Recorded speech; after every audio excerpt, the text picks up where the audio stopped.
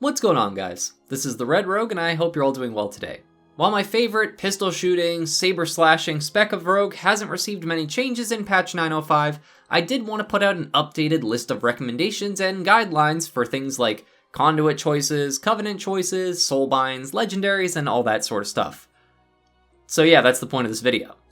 Thank you so much for joining me today. Now let's see exactly what has changed for Outlaw Rogue in patch 905.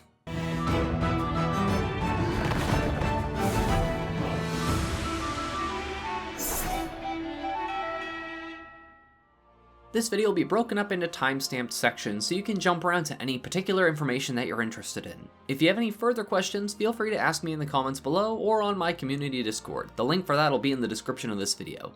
Also, a quick thank you and shout out to the folks over on the Ravenholt Discord. The amount of information and theory crafting they do for all three specs of Rogue is pretty crazy and is a massive help to the community. If you haven't stopped by there before, I highly recommend it. Outlaw has been doing pretty well so far with the beginning of Shadowlands, at least from a PvE perspective. While it might not have crazy burst or super high single target damage, it does offer potent cleave and some potent utility with things like grappling hook and gouge. Please do keep in mind, this recommendation guide is for folks to have a good idea of how things have changed due to tuning and other changes made with patch 905. So don't feel like you have to jump on the proverbial bandwagon just because X or Y Covenant is like 100 DPS better. Only you can prevent forest fires, and only you can decide what is worth staying or switching for, so I highly recommend making a copy of your Rogue on the PTR so you can test the other Covenants freely, at least in some Torghast or open world content or something to see if you like the playstyle and feel. Or if you'd rather just pick because you like the transmog or the zone or whatever you want, then that's fine too. I just know there are a lot of folks that try to hunt for every little extra bit of damage that they can get, and if they're willing to learn and adjust to changes and aren't that picky about their Covenant choice, then this info should give you a bit more information and details about what has changed and why. Patch 905 was not very eventful for Outlaw Rogues, so I'll just go over the couple of small changes and noteworthy bits of info really quick. Your Count the Odds buffs will no longer drop when your regular Roll the Bones buffs fall off or when you need to re-roll. This means you won't waste or lose them, which is really nice, and it also means you don't have to hold vanishes ever unless you're like running Master Assassin and want to use it for a particular burst window. Technically this was a bug fix according to Blizzard, but this is probably the largest and most noteworthy thing that has changed for Outlaw. That and like Sepsis grants you an extra combo point from broadsides like it's supposed to, but outside of that nothing really in a mechanical sense has changed for us. However, some of our Covenants have seen a bit of attention in patch 905. Resulting in a bit of a shakeup with the highest performing Covenants in a few fields of content.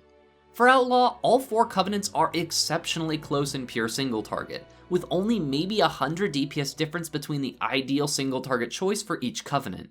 However, there can be only one. Well, kinda two, but depending on what you're looking for. Both the Venthyr and Nightfare are the most competitive pure single target choices, though each does have their own respective benefits.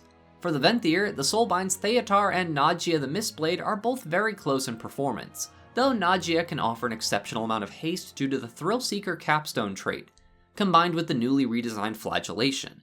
With Outlaw having a strong spec-specific conduit in Count the Odds, as well as the Lashing Scars Venthyr-specific conduit performing well, you can choose to either run Dual Potency or Count the Odds with the 3% bonus from Dauntless Duelist. For Theatar, you simply run dual potency conduits in that combination I just mentioned. The new Flagellation allows for quite a bursty damage profile, which can be quite appealing since burst isn't exactly what Outlaw is known for. If you're not keen on becoming a Venthyr or you're already a Night Fae, then don't worry, as Naya and her Burr's Soulbind trait are still quite a potent source of damage, though the other 2 Soulbinds for the Night Fae can't quite compete with the rest of the Covenants in the chase for top single target damage. As I mentioned previously, even the Necrolords and Kyrian are within a very tight margin of DPS difference for single target. For virtually anything other than a single target fight though, a new top contender has come around.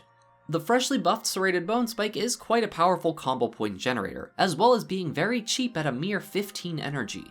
In long duration fights, the bleed can actually do a decent amount of overall damage. Though what you'll probably really enjoy and notice as a Necrolord Outlaw Rogue is that Serrated Bone Spike's initial damaging strike can be Blade Flurried, and this now does a sizable chunk of damage. On top of that, it can now critically hit as well, which is a strong added bonus.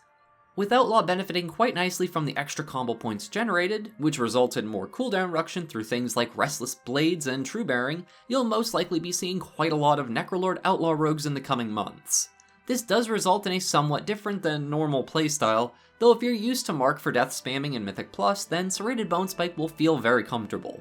Due to this change in gameplay, I would really recommend copying your rogue over onto the PTR so you can get a feel for it without making any big switches just yet.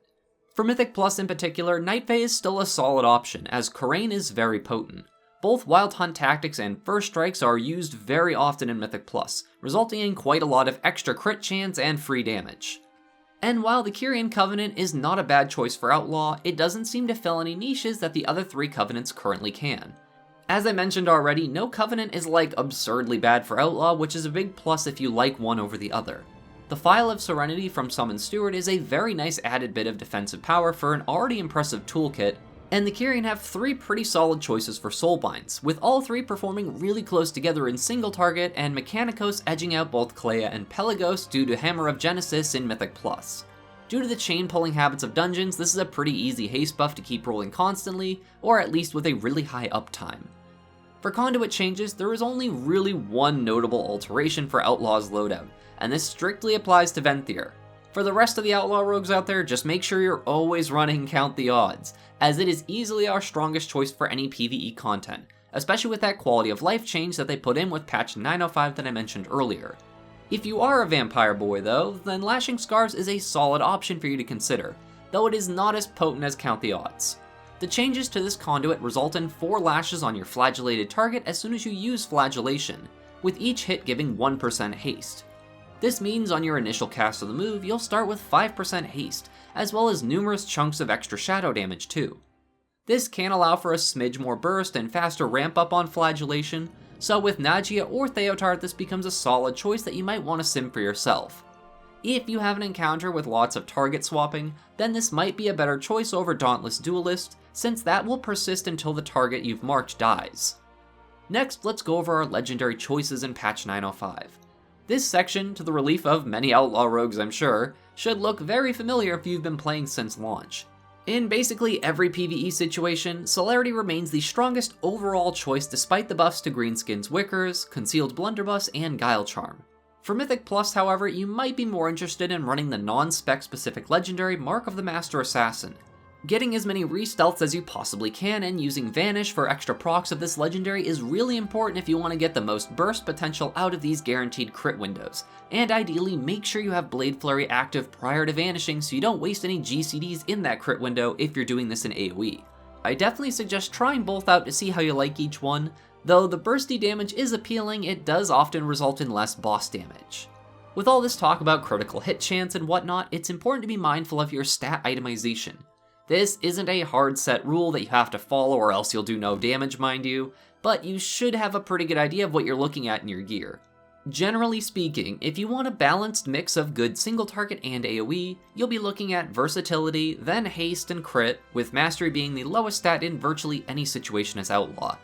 Agility is still noticeably stronger than your secondaries, so you'll often find an item level gain to be a DPS increase if the piece of gear has agility on it. Although you might come into a situation with a really heavy piece of mastery gear, if it's not a large item level increase, it might not be much of a DPS gain at all.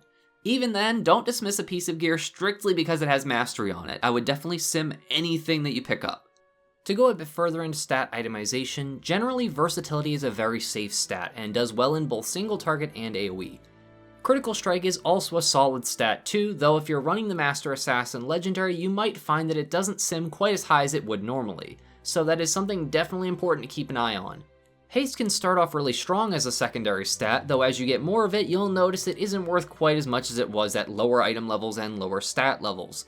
And no, I'm not giving you an exact number on how much haste you need because that'll change based on a lot of different factors, so just make sure to sim any gear that you pick up and you can see exactly how much you need in each given situation. Speaking of sims and testing things for the billionth time, talents are a huge part of that, and you'll have to decide for yourself exactly what you want to add or change about your rotation to get the best playstyle and performance out of your character. For single target talents, you'll often find Ghostly Strike, Deeper Stratagem, Alacrity, and Blade Rush to be your top performers, but the difference between some of them can be very small if you don't like a certain ability. Going into multi-target or Cleave though, you'll find that Quick Draw will allow for more spread and higher overall damage, since Ghostly Strike's damage debuff only affects the target it's applied to and this does not influence your Blade Flurry damage. In Mythic Plus, the Marked for Death talent becomes quite exceptional, even if you aren't a master at tagging low health enemies for those tasty Marked for Death resets. Killing Spree can often pull up quite a bit in multi-target situations for you, though it does have quite a few downsides. To get the most out of Killing Spree, you need to make sure you're not going to overcap on your energy during the 2 seconds of swiping around at your enemies, since you won't be able to spend any of it.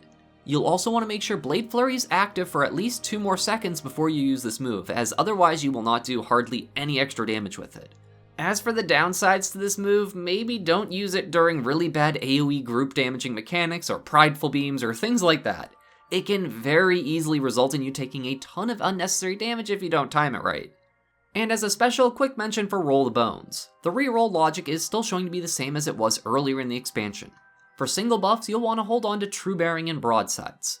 You'll also want to hold on to any 2 buff combination as well, otherwise reroll as early as you're able to get Roll the Bones off cooldown. The difference in Roll the Bones buff damage isn't quite as crazy as some people might think, but that is the ideal way to go about it. Unless you roll like Grand Melee and you already have like a 4-minute frickin' slice and dice up, then it kinda sucks. And there you have it, my fellow pirate boys. This should be all the information to help you get up to date with anything that's changed with patch 905 for general recommendations. I hope this information is helpful to you, and if so, please consider leaving a like, a comment, or maybe even subscribing to the channel if you haven't yet. It's all tremendously appreciated and helps a lot with the channel's growth. And as always, my gratitude to you, my viewers, commenters, subscribers, and especially my patrons, who all help make these Shiba Shenanigans possible. Thank you all so much for watching. This is the Red Rogue, and I'll see you guys around.